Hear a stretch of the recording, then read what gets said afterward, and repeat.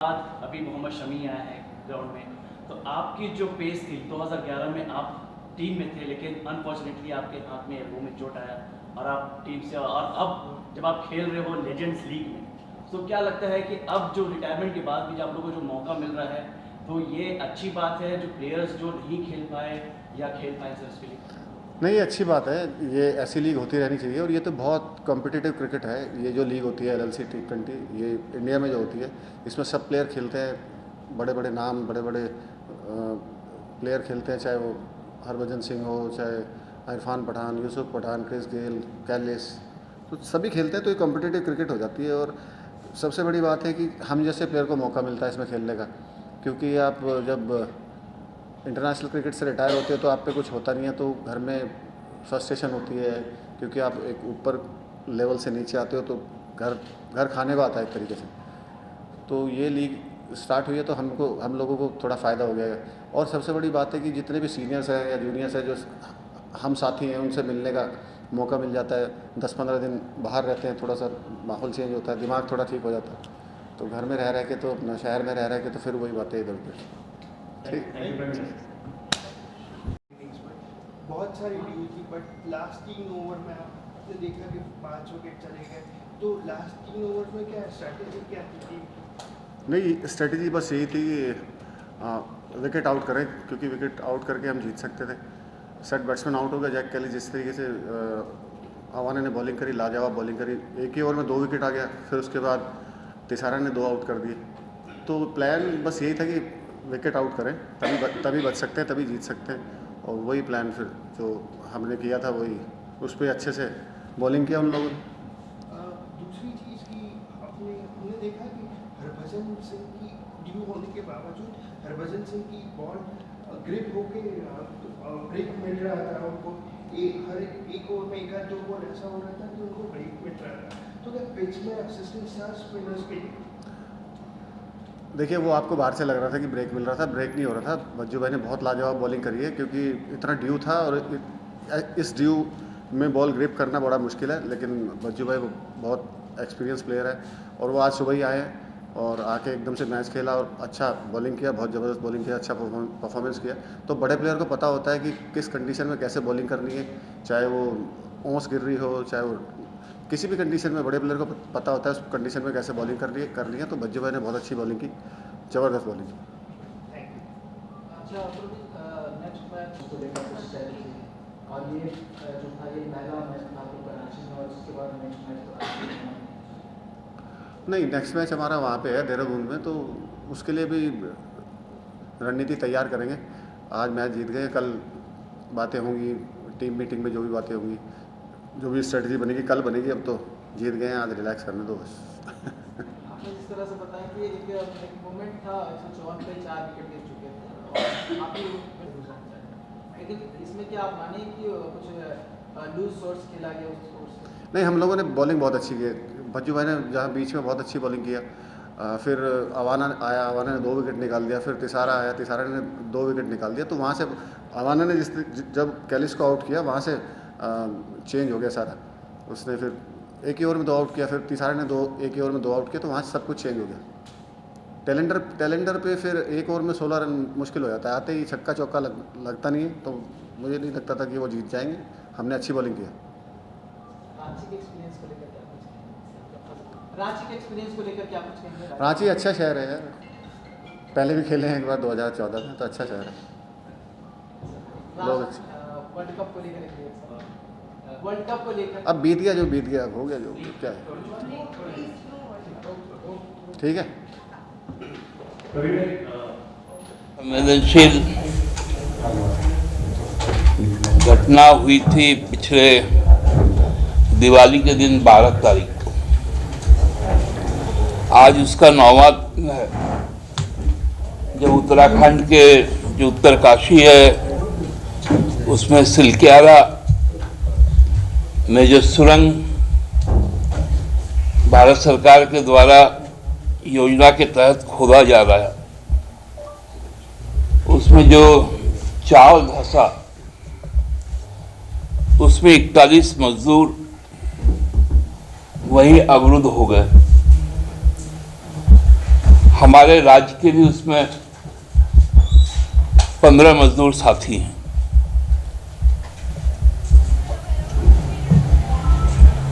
ये बहुत ही संवेदनशील मामला है। दूसरा कि इस तरह की घटनाएं लगातार भाजपा के शासनकाल में होती रही, क्योंकि आप जब भी कोई प्रोजेक्ट करते हैं, इसके पहले भी हम लोगों ने देखा उत्तरकाशी में एक रेल परियोजना में उत्तराखंड में 100 से ज़्यादा मजदूर फंस गए थे जब टनल में पानी घुस गया था। मिजोरम में भी हुआ था, सिक्किम में तो पूरा डैम ही भर गया। सेना के 24 जवान आज तक लापता है, जो अक्टूबर में घटना घटित थी। क्योंकि अपने लोगों को मदद पहुंचाने के लिए जिस प्रकार से ये योजनाएं बनाई जा रही है इंफ्रास्ट्रक्चर के नाम पर, पूरा का पूरा पर्यावरण को नष्ट कर रही है भारतीय जनता पार्टी। जनता पार्टी के जो झारखंड के नेतागण, खासकर बाबूलाल जी का, उनका तो आजकल क्या कह सकते हैं कि उनका शायद मानसिक संतुलन ही बिगड़ गया। उन्होंने इस घटना को कहा कि राज्य सरकार, हेमंत सरकार संवेदनशील नहीं है, संवेदनहीन है, हमारे लोग फंसे हुए हैं।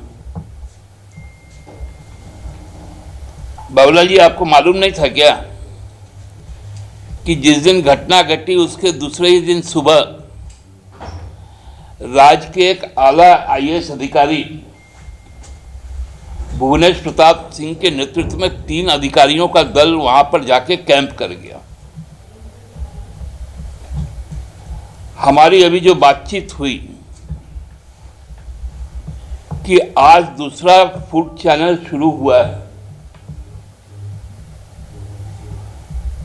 और 5 रेस्क्यू टीम अलग अलग हिस्से में लगाए गए हैं जो पहला घुस पाए, क्योंकि अमेरिका से भी जो मशीन लाई गई थी वो 2 दिन तक काम ही नहीं कर पाई।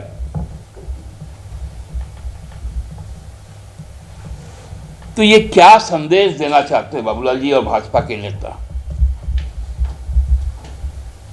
केवल अखबारों में बयान देने के लिए, फोटो खिंचवाने के लिए इनके सांसद, इनके नेता मजदूरों के घर पे चल जाते हैं। और इनको तो समझना चाहिए कि हेमंत सोरेन जी इस मामले में कितने संवेदनशील है। ये तो कोरोना काल में दिखा कि भाजपा पैदल चलवाती रही, हम हवाई मार्ग से लाए, रेल मार्ग से लाए, सड़क मार्ग से लाए।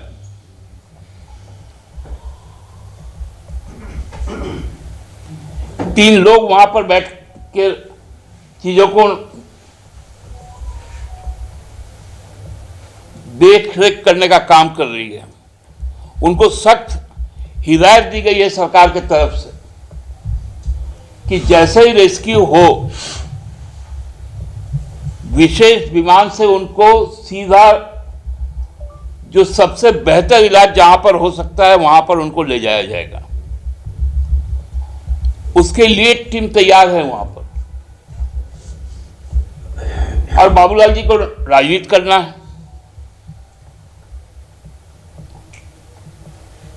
सबसे ज्यादा हमारे राज्य के लेबर है, 15 संख्या 41 में।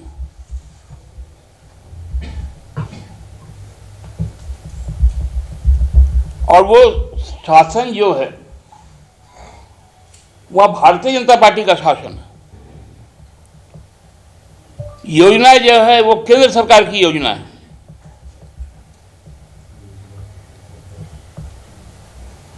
कोई तैयारी नहीं है कि यदि इस तरह की स्थिति आएगी तो इमरजेंसी एग्जिट कहां होगा।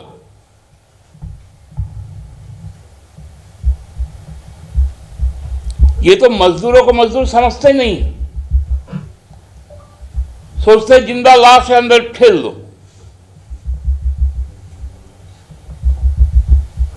और उस पर ये लोग राजनीति करते हैं। चल गए आप तेलंगाना,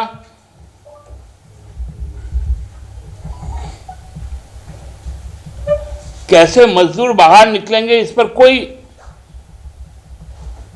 चिंता नहीं। और आकर एक बयान चला देना। अरे हकीकत तो जानिए। और क्यों पैनिक फैला रहे हैं मजदूरों के घर में जाकर इस तरह का नेगेटिव बयानबाजी करके?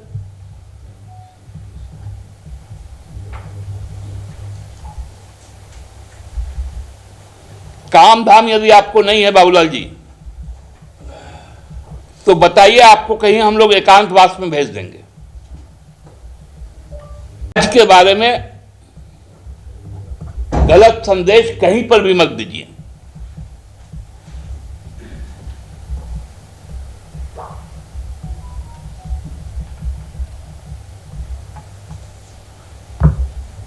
बार बार इस तरह का जो रिपीट हो रहा है घटना है, इसकी जिम्मेवारी कौन तय करेंगे? केंद्र सरकार को इतना फुर्सत है कि वो वर्ल्ड कप देखे, लेकिन उत्तरकाशी नहीं जाएंगे, मणिपुर नहीं जाएंगे। बाबूलाल जी को फुर्सत है, तेलंगाना में प्रचार करेंगे। अरे जाइए ना भाई उत्तराखंड।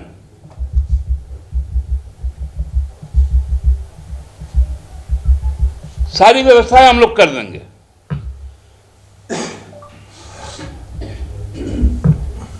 ट्वीट कर रहे हैं, एक्स, आजकल तो एक्स हो गया, राज्य सरकार की आलोचना में क्या मिलेगा आपको? ये तो सबके, चाहे किसान हो, चाहे मजदूर हो, चाहे सेना का जवान हो,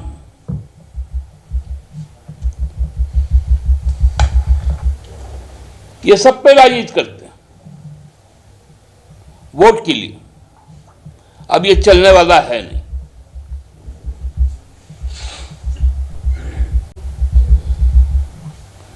यही आशा रखते हैं और प्रार्थना भी करते हैं कि आज 9वां दिन है,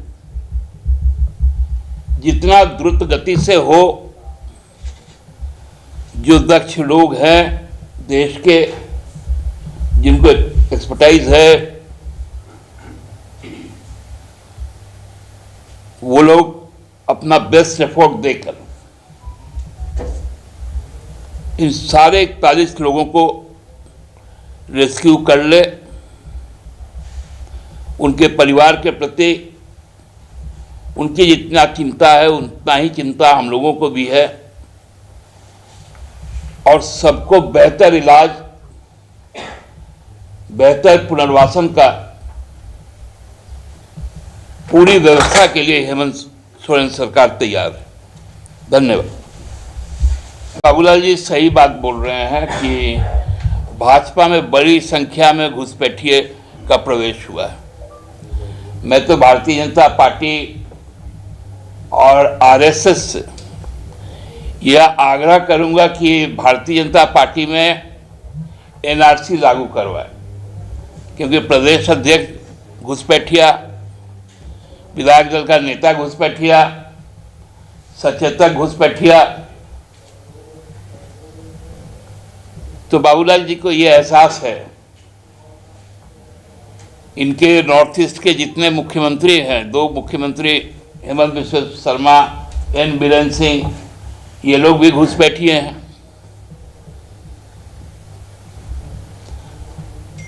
अभी चूंकि सीजन क्रिकेट का है, इसलिए देखेंगे कि बीसीसीआई में भी घुसपैठिया है। आईपीएल में भी घुसपैठिया है, जो कभी क्रिकेट नहीं खेले, कभी क्रिकेट का ज्ञान नहीं।